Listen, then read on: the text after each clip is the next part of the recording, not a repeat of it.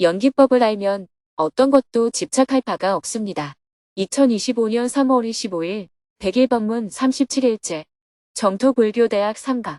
안녕하세요. 오늘은 법륜 스님의 100일 법문 37일째 날이고 정토불교대학 3강 수업을 하는 날입니다. 스님은 새벽 수행과 명상을 마친 후 정토불교대학 강의를 하기 위해 정토사회문화회관으로 향했습니다. 정토불교대학은 오전반과 저녁반 두 개 과정이 개설되었는데요. 오전 10시 15분에는 오전반 수업을 했습니다. 정토사회문화회관 지하 대강당에는 180여 명의 입학생들이 자리하고 온라인 생방송반에는 170여 명이 접속하고 총 350여 명이 정토불교대학 오전반 수업을 들었습니다. 삼귀유와 수행문을 함께 읽고 모두 3배의 예로 법문을 청하자 스님이 법문을 시작했습니다. 스님은 지난 시간에 이어서 부처님이 깨달음의 눈으로 본 이 세상의 모습은 어떠했는지 연기법과 삼법인에 대한 설명을 이어나갔습니다. 오늘은 이 세상의 실제 모습에 대해 알아보겠습니다. 세상의 실제 모습과 내가 알고 있는 세상의 모습에 대해 알아보고 어떻게 세상을 알아야 하는지가 오늘의 강의 주제입니다. 우리는 보통 너무 멀리 떨어져 있는 것은 볼 수가 없습니다. 즉, 거시 세계를 다 알 수가 없습니다. 그리고 너무 작은 것, 즉 미시 세계도 다 알 수가 없습니다. 그래서 과학자들은 기계의 힘을 빌려왔습니다. 망원경으로 거시 세계를 보고 현미경으로 미시 세계를 보게 된 거죠. 망원경의 성능이 좋을수록 더 먼 우주를 볼 수 있고 현미경의 성능이 좋을수록 더 작은 것을 볼 수 있습니다. 오늘날은 전자현미경으로 원자까지 볼 수 있게 되었습니다.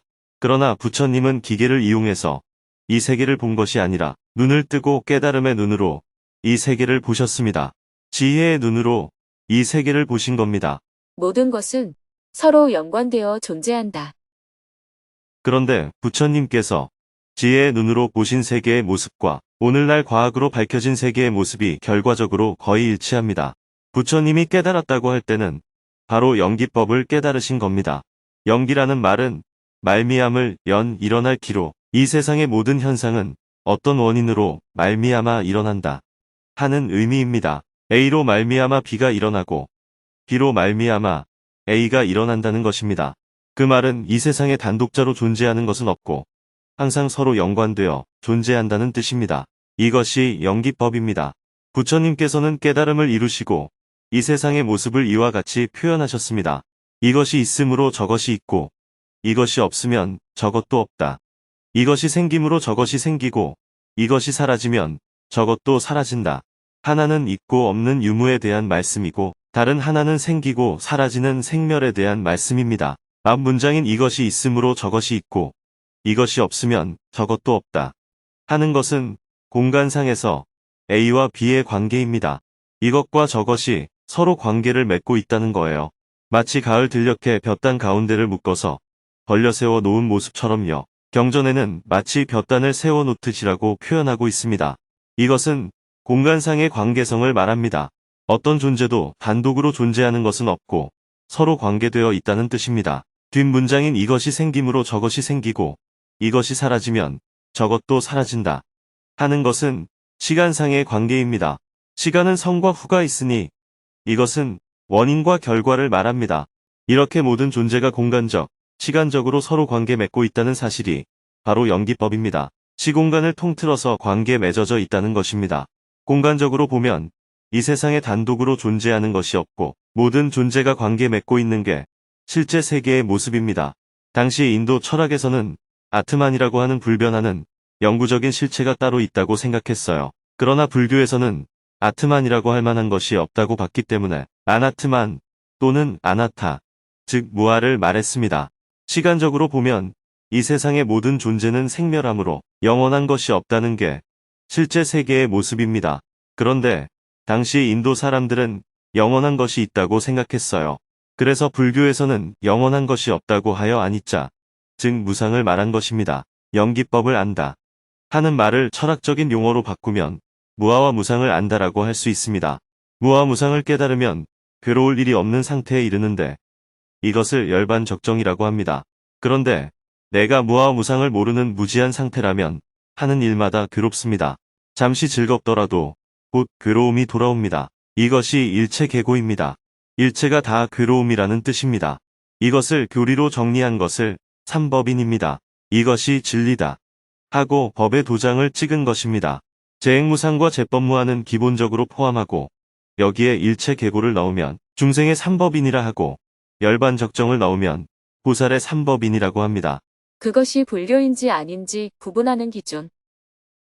불교의 가장 큰 특징은 첫째가 연기법이고 둘째가 중도입니다.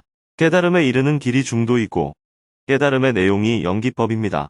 연기법을 다른 말로 하면 무상과 무아이고 무상과 무아를 깨달으면 괴로움이 없는 열반적정에 이릅니다. 그러나 무상과 무아를 모르면 하는 일마다 괴로움에 빠지게 됩니다. 이것이 일체계고입니다. 앞으로 여러분들이 경전이든 성경이든 그게 무엇이든 읽었을 때 삼법인의 내용에 합치한다면 그것은 불교라고 할 수 있습니다. 그러나 아무리 부처님이 말했다고 적혀 있어도 삼법인에 어긋난다면 그것은 불교가 아닙니다. 이렇게 원칙을 잡을 수 있게 해놓은 것이 삼법인입니다. 어떠한 형식이나 교리 체계를 이해하는 것이 중요한 게 아닙니다. 이 세상의 실제 모습이 정말 무상이고 무아인지를 아는 것이 중요합니다. 이 세상은 물질세계, 생명세계, 정신세계로 이루어집니다. 이러한 세상의 무상과 무아가 다 적용되는지 아는 것이 중요합니다. 그러면 지금부터는 현대 과학이 밝혀낸 사실이 연기법에 맞는지 한번 알아보겠습니다. 법문이 끝나자 사회자가 학생들에게 수행 연습 과제를 알려주었습니다. 정토불교대학은 직접 체험하는 것이 중요하기 때문에 수업마다 수행 연습 과제가 주어집니다. 다음 주까지 수행 연습을 부지런히 한 후 다시 만나기로 하고 조별로 마음 나누기를 이어나갔습니다. 스님은 지하 1층 공양관에서 점심 식사를 한 후 오후에는 평화재단을 찾아온 손님들과 연달아 미팅을 했습니다. 12시 30분에는 UN 식량농업기구에서 근무했던 분과 개성공단 개발팀장을 했던 분이 찾아와서 스님에게 인사를 하고 오랜 기간 중단되고 있는 북한 인도적 지원 사업에 관해 이야기를 나누었습니다. 오후 1시 30분에는 6층 스튜디오로 이동하여 내일 수행법회에 내보낼 법문을 녹화했습니다. 서암 큰스님 열반 22주기를 맞이하여 스님이 서암 큰스님을 처음 만난 인연을 비롯하여 오늘의 정토회가 있기까지 중심 역할을 한 큰스님의 가르침에 대해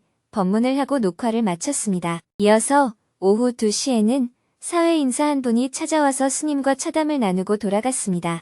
그리고 오후 4시에는 북한을 연구하는 분이 스님을 찾아와서 인사를 했습니다.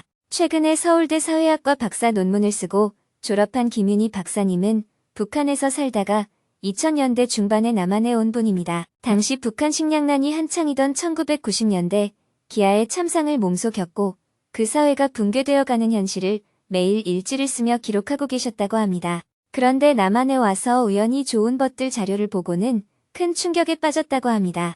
제가 북한 안에서 매일 기록하고 있을 때 좋은 법들에서는 밖에서 우리의 참상을 이렇게 기록하고 있었다는 사실을 알고 깜짝 놀랐습니다. 좋은 법들 자료 덕분에 이번 논문을 완성할 수 있었습니다. 감사드립니다. 아주 어려운 작업을 잘 해내셨어요. 김윤희 선생님은 스님께 자신의 박사학위 논문을 드리며 거듭 감사의 마음을 전했습니다. 그리고 오랜 굶주림 끝에 숨이 꺼져가기 직전 남한 정부가 보내준 쌀 500g으로 밥을 지어 먹고 살아난 경험도 들려주었습니다. 스님은 당시 매일 눈물을 흘리며 전국 방방곡곡으로 다니며 식량 지원을 호소하던 얘기, 북핵 문제에 어떻게 접근해야 할지, 통일 문제보다 평화를 어떻게 관리해 나가야 할지 등에 대해 허심탄회하게 말씀을 나누었습니다. 연달아 미팅을 하고 나니 해가 저물었습니다. 해가 저물고 저녁 7시 30분부터는 정토불교대학 저녁반 3강 수업을 시작했습니다. 지하 대강당에는 직장을 마치고 달려온 190여 명의 입학생들이 자리하고 온라인 생방송반에는 340여 명이 접속하고 총 530여 명이 정토불교대학 저녁반 과정에 입학했습니다. 삼귀이와 수행문을 함께 읽고 삼배의 예로 스님에게 법문을 청했습니다. 스님은 오전반 강연처럼 부처님이 깨달은 연기법에 관해 설명한 후 현대 과학의 입장에서 연기법이 어떻게 적용될 수 있는지 이야기했습니다. 이 세상에는 수많은 물질이 있습니다. 그런데 그 많은 물질적 개체들이 하나하나 다 따로 만들어졌을 리는 없겠죠.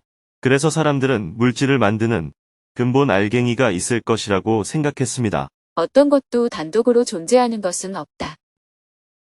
양동이에 담긴 물은 물 한 방울이 수없이 많이 모여 형성된 것입니다. 또 물 한 방울을 계속 쪼개서 물의 성질을 갖는 범위 안에서 가장 작은 단위가 분자이고 이것은 더 이상 쪼갤 수 없다고 생각했습니다. 그런데 물을 더 분해해 보니 수소와 산소 원자로 결합된 것을 알 수 있었습니다. 그래서 이번에는 원자가 물질을 구성하는 최소 알맹이라고 생각했습니다. 그런데 톰슨이 원자 안에 전자가 있는 것을 발견했습니다. 러더퍼드는 핵이 가운데 있고 바깥에 전자가 돈다는 원자 모형을 제시했습니다. 보어는 원자 모형을 더 정교하게 만들었습니다. 핵 속에 양성자, 중성자가 있고 바깥의 전자들이 태양계처럼 원형 궤도를 따라 돈다는 사실을 밝혀냈습니다. 55년 전에 제가 학교에 다닐 때는 이 정도까지만 가르쳐 주었어요. 그런데 이제 전자현미경이 나오면서 전자들이 핵 주위에 안개나 구름처럼 포진해 있다는 것이 밝혀졌습니다. 원자는 더 이상 단독자가 아닌 거예요. 그럼 원자를 이루는 소립자들, 즉 전자, 양성자, 중성자, 중간자는 단독자일까요? 아닙니다. 더 작은 쿼크라는 입자로 되어 있어요. 그런데 재미있는 것은 쿼크는 단독으로 존재할 수 없다는 거예요. 쿼크는 3개 이상이 결합해야 입자로 존재하고 결합이 해체되면 입자가 없어져 버립니다. 물질의 고유한 성질을 갖는 단독자란 없음이 과학적으로도 밝혀진 것입니다. 단독의 입자라고 할 실체는 없는 거예요. 이어서 스님은 시간적으로 변하지 않는 것이 없다는 것을 미시세계와 거시세계의 측면에서 설명해 나갔습니다. 물질의 상태는 고체, 액체, 기체로 나뉩니다. 물질에 열을 가하면 상태는 변하지만 분자 자체는 변하지 않습니다. 그러나 화학 변화가 일어나면 분자 구조가 달라지게 됩니다. 이때 분자를 구성하는 원자들은 변하지 않기 때문에 질량 보존의 법칙, 일정 성분비의 법칙, 배수 비례의 법칙이 성립합니다. 그러면 원자는 더 이상 변하지 않는 것일까요? 아닙니다. 핵 변화에서는 원자도 변합니다. 핵 변화에는 두 종류가 있습니다. 하나는 우라늄이 붕괴되어 두 개의 다른 원자로 분열하는 핵분열이고 다른 하나는 수소가 두 개 합해져서 헬륨이 되는 핵융합입니다. 이때 핵 변화에서는 질량 보존의 법칙이 성립되지 않고 질량 감소가 일어납니다. 질량이 에너지로 바뀌면서 어마어마한 에너지가 나옵니다. 아인슈타인의 특수 상대성 이론에서 유도된 가장 유명한 방정식인 E는 mc제곱은 바로 이때 발생하는 에너지의 양을 나타내는 공식입니다. 이처럼 물질의 미시 세계에서는 변하지 않는 것이 없습니다.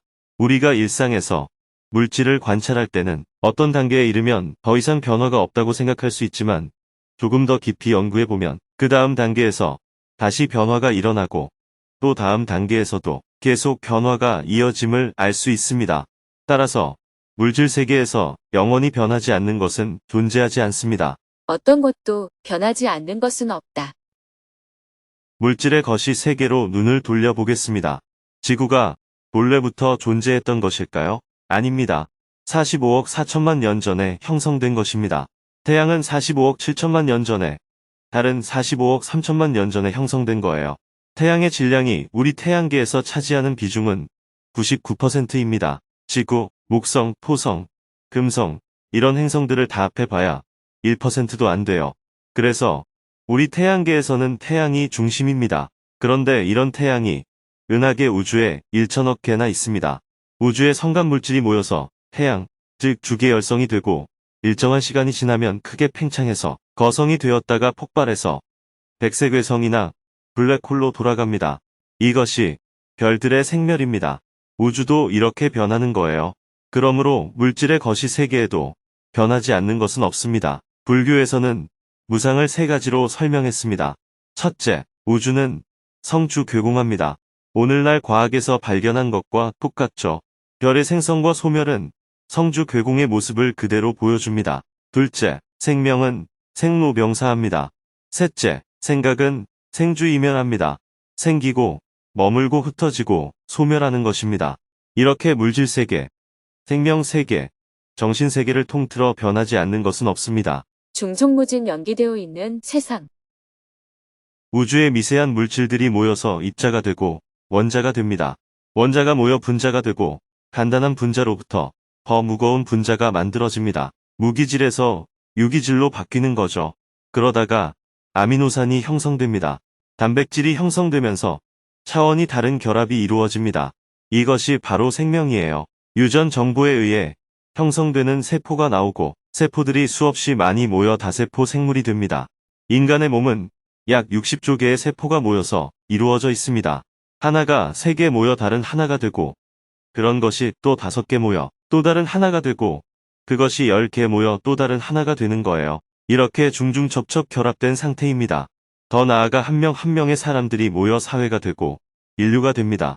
지구 같은 행성들이 모여 태양계를 이루고 태양계가 모여 은하계를, 은하계가 모여 대우주를 이룹니다. 이것을 불교 용어로는 중중무진 연기라고 합니다.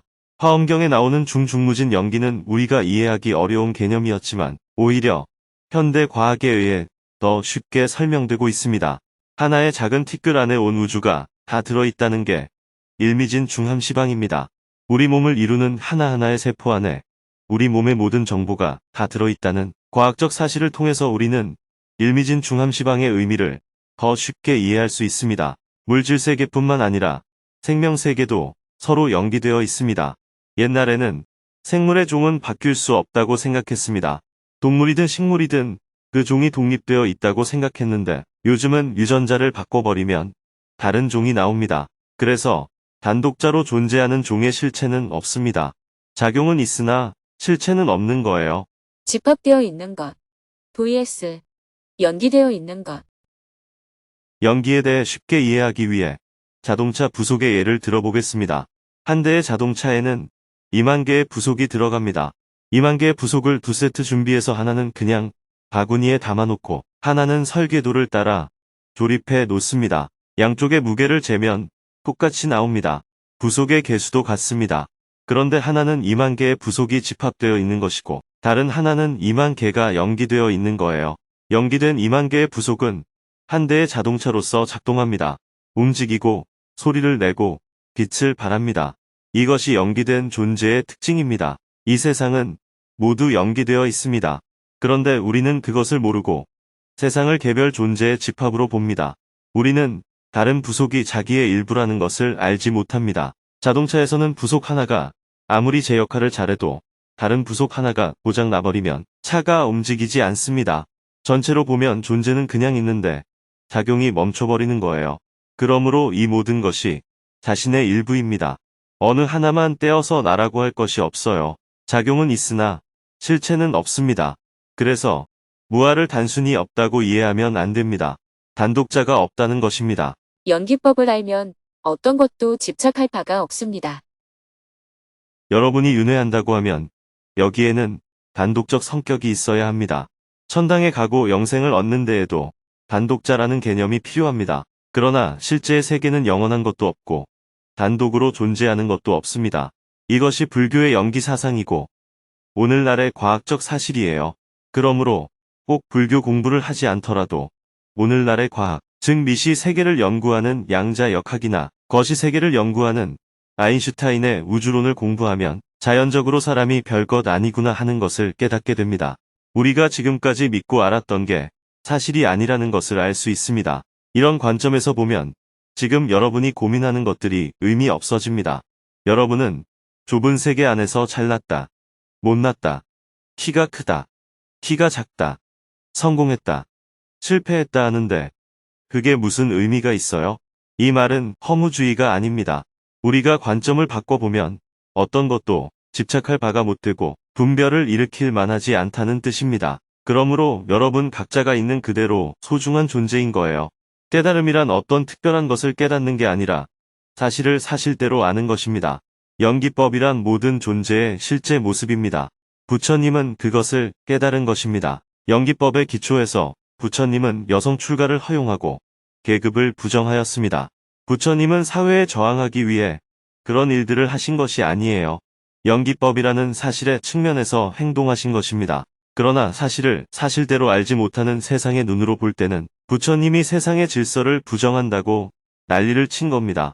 사회자가 학생들에게 수행 연습 과제를 알려준 후 사홍서원으로 3강 수업을 마쳤습니다. 학생들은 조별로 모여 마음 나누기를 했습니다. 스님은 서울 정토회관으로 다시 돌아와 일과를 마무리하였습니다. 내일은 정토회가 고문으로 모셨던 서암 큰스님 열반 22주기 추모제가 문경 봉암사에서 열립니다. 오전에는 서암 큰스님 열반 추모제에 참석한 후 상좌 스님들이 계신 원적사를 참배하고 오후에는 투병 중인 향유법사님과 실상화 보살님을 병문안하고 올 예정입니다.